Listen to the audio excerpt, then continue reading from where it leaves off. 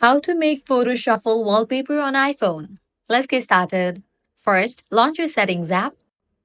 Now scroll down and navigate to the option Wallpaper. Then head over to the option Add New Wallpaper. At the top, you're gonna find the Fin option. Select the option Photo Shuffle. Now you will need to check in for the option Album. Now go ahead and select the album that you wanna use for Photo Shuffle. Before this, make sure you have already created an album where you have included all the photos that you want to use for the wallpaper shuffle.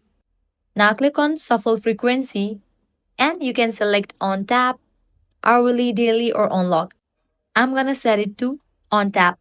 Then you can click on Use Album. Now go ahead and click on the option Add. With that, you have just made Photo Shuffle Wallpaper on iPhone. Now whenever I tap on the lock screen, the wallpaper will be changed.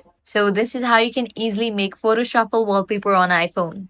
If this guide helped you out, don't forget to like, share, and subscribe to our channel. Thanks for watching.